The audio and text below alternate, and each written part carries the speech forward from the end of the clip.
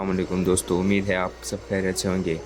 आज हम इस वीडियो में बनाने जा रहे हैं कैलकुलेटर, सिंपल कैलकुलेटर जिसमें हमारे पास एडिशन, मल्टीप्लिकेशन, सब्ट्रैक्शन और डिवीजन होगी। तो अब हम ये इंक्लूड आयो स्ट्रीम के बाद यूजिंग नेम स्पेस एसटीडी के बाद हम मेन बॉडी में जाएंगे और ये हम कोड सी प्लस में लिखेंगे। तो हम सबसे पहले 3 इंटीजर डिक्लेयर करेंगे। जो पहले होगा इंटीजर ए, फिर दूसरा इंटीजर बी, फिर तीसरा इंटीजर होगा चॉइस का। इसके बाद हम लिखेंगे कि हेडिंग देंगे इसको बेसिक कैलकुलेटर,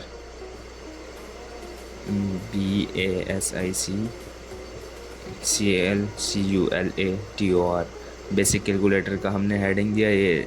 इसके बाद /n, ये /n हमारे पास यूज़ होती है नेक्स्ट लाइन को मूव करने के लिए, मतलब आगे लाइन को जाने के लिए हम /n का इस्तेमाल करते हैं। एंडल भी यूज़ करते हैं, हम आगे यूज़ करेंगे इसको। अब हम इसके बाद इंटर अ फर्स्ट नंबर करेंगे कि हम यूज़र से कहें कि आप पहले नंबर को एंटर करें। फिर इसके बाद हम सी इन करेंगे, CIN-A। फिर उसके बाद हम यूज़र से कहेंगे कि आप दूसरा नंबर इनपुट कराओ, इंटर सेकंड नंबर। अब यूज़र दूसरा नंबर इंटर करेगा। फिर उसके बाद हम करेंगे CIN-B। फिर उसके बाद हम यूज़र को प्रिंट करवाएंगे, शो करवाएंगे कि इंटर द चॉइस।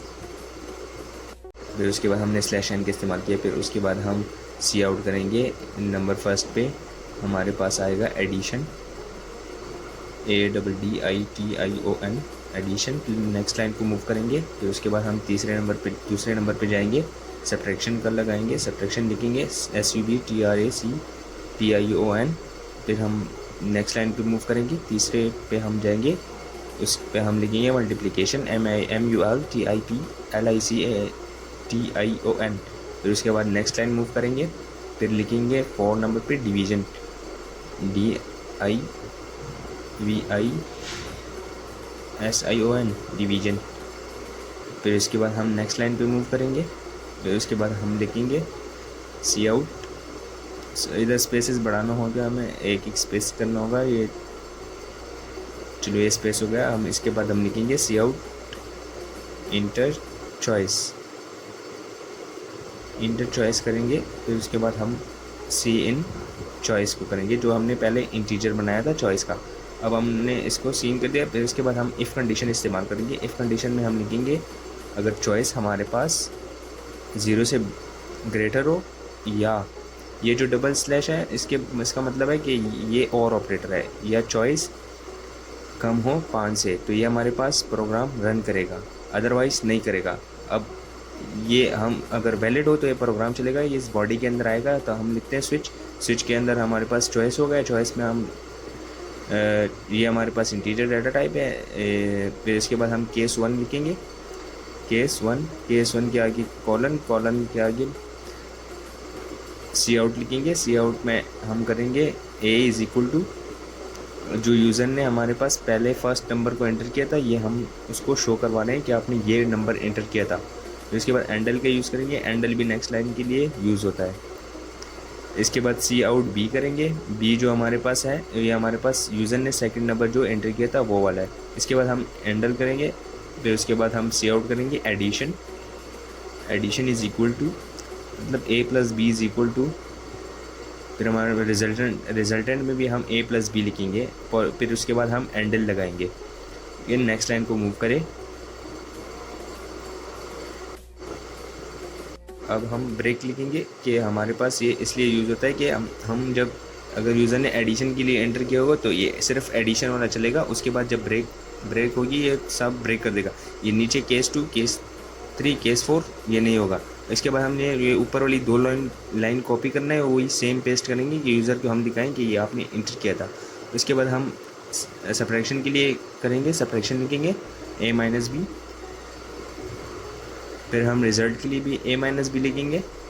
फिर उसके बाद एंडल लगाएंगे। एंडल के बाद हम ब्रेक फिर लगाएंगे कि अगेन नेक्स्ट लाइन को मूव ना करे अगर ये कंडीशन ट्रू होगी तो। फिर हम केस 3 बनाएंगे। केस 3 में हमारे पास होगा वही लाइन हमने कॉपी पेस्ट किया और फिर उसके बाद हम लिखेंगे मल्टीप्लिकेशन जबकि तीसरे नंबर पर हमारे पास जो चॉइस है वो मल्टीप्लिकेशन की है। मल्टीप्लिकेशन के हम क्या करते हैं, A multiply by B is equal to result में भी ए मल्टीप्लाई बाई बी लिखेंगे, फिर उसके बाद एंडल करेंगे। एंडल करने के बाद हम ब्रेक लगाएंगे। एंडल हो गया, एंडल के बाद हम ब्रेक लगाएंगे कि जो है नेक्स्ट लाइन पे मूव ना करे, इधर भी स्टॉप हो जाए प्रोग्राम। अब केस नंबर 4 पे हमारे पास वही आता है, वही सेम कॉपी करेंगे, 2 लाइन पेस्ट करेंगे, फिर हमारे सी आउट लिखेंगे, फिर उसके बाद हम डिवीज़न करेंगे। डिवीज़न के लिए ए डिवाइड बाई बी इस्तेमाल होता है, मतलब ए डिवाइड बाई बी। इसके बाद इज़ इक्वल टू रिज़ल्ट में भी हम लिखेंगे ए डिवाइड बाई बी। इसके बाद हम एंडल इस्तेमाल करेंगे। एंडल इस्तेमाल करने के बाद हम ब्रेक लगाएंगे। ब्रेक लगाने के बाद अब हम लगाएंगे डिफ़ॉल्ट। डिफ़ॉल्ट का मतलब ये होता है अगर हमारे पास अगर कोई यूज़र इंटर गलत करता है ना, मतलब कोई ऑप्शन को गलत इंटर करता है, तो हमारे पास डायरेक्ट ऑप्शन डिफ़ॉल्ट में आ जाएगा, you enter invalid choice try again, CHOICE comma try again, sorry try again हम इधर लिखेंगे ट्राई अगेन। अगर यूज़र ने गलत इंटर किया तो ये शो कराएगा। इसके बाद एंडल के बाद हम जाएंगे रिटर्न 0 लिख लेंगे, RETURN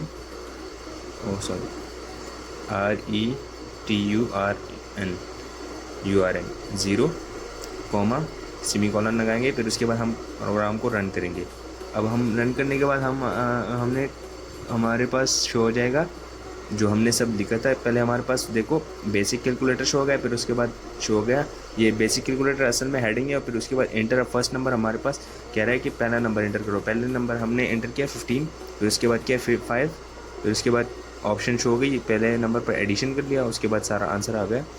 उसके बाद अगेन हम एडिशन करते हैं। एडिशन करने के लिए एंटर फर्स्ट नंबर 50 दबाया, सेकेंड नंबर 50 दबाया अगेन, फिर हमने एडिशन का चूज़ किया तो आंसर हमारे पास 100 आ गया। Thank you for watching. Like, share and subscribe.